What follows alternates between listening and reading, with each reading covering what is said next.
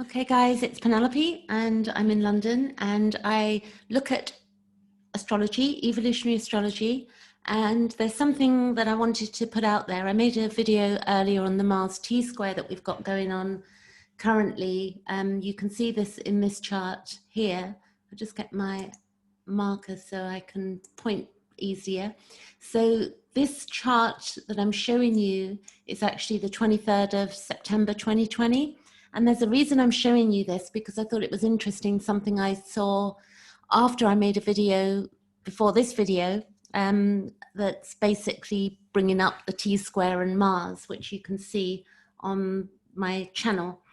What I wanted to look at, which was Lilith. If we look here, we've got Lilith, and we've got Mars retrograde, and we've got Lilith. And this chart is showing on the 23rd, we're going to have Lilith at 2651 degrees, and we're also going to have Mars at 2651 degrees retrograde. And what I wanted to point out was what this really means for us. We've actually got Lilith and Mars in Aries at the moment, but Lilith in Aries and Black Moon Lilith is, you know, it's about fascination, and it's also about denial. It's where we have our shadow, and it's the archetype of the, you know, the feminine, but it's also to do with the anima and the animus also, because we contain within us, if we look at Carl Jung and his work, we contain the archetypes within us and in different ways. And Lilith is a fictional point in astrology, and it's also the focal point of an ecliptic orbit of the moon around the earth.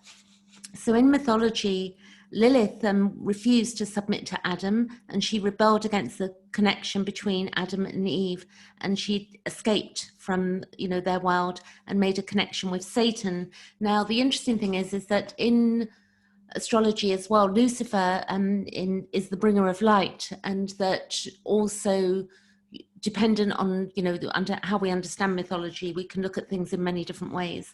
But Lilith also symbolizes fascination or refusal of topics which she is connected with.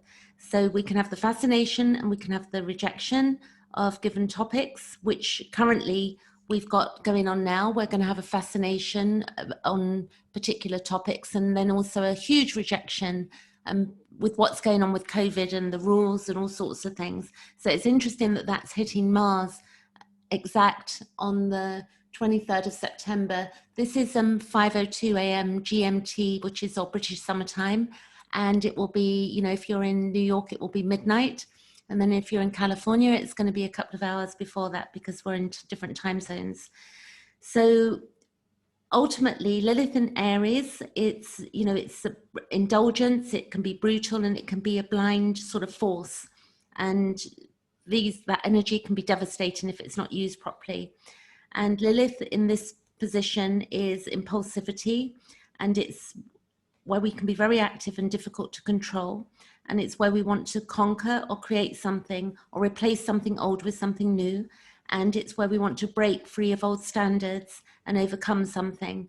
And also the ability to act and be able to think in our own way. And, you know, it's interesting that where it is at the moment. So if we look at the Lilith, we're going to look at what it means conjunct Mars. And when transiting Mars and Black Moon Lilith are together, it's basically, or when they oppose, when they're conjunct or in opposition, there can be anger, will surface, and the level of anger is proportional to the strength of the primary fear. Under these transits, events develop that trigger the feelings related to the issues of the primary fear, and they become impossible to ignore. So this may be going on at the moment, that we've got this primary fear of maybe going into lockdown again, or not knowing the future, and how long is this going to go on for? And it will be a time where we begin to vent, and expression of these feelings comes from a deep level within our psyche, and they can be quite explosive, and this can make other people quite fearful. It's like, you know, we just don't want to deal with things, or we want to get to the core of an issue. At the other hand, you know, two different ways of looking at this. It can be a great time for us to talk with others who understand the rawness in us and get to some progress with each other.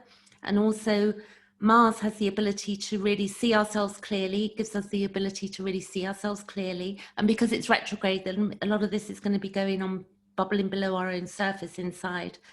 And we want to make sure that we don't, you know, use this as a downfall. We want to watch out for, you know, being negative at this time.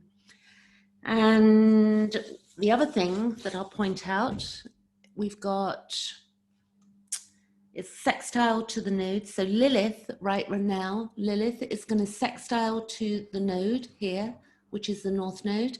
And then it's going to trine the moon. So it's going to trine the moon. You can see that here. It's going to be trine the moon, and the moon will be in Sagittarius on that day. And then it's going to oppose Mercury. So we can see an opposition to Mercury, which is the mind. And it's conjunct Mars, which we know. It's squaring Saturn. So we can see there that it's square to Saturn, and it's also square to Pluto, and it's not quite square to Jupiter, but it's worth knowing that we've got restriction and we've got transformation. And then I think that's it there, but I just wanted to flag this because I thought it was an interesting energy to look at. If you want to book a session with me, please visit my booking page and to look at your own chart and dig deeper on what that means for you. And I'll be back with something else either later or tomorrow. Thanks for watching.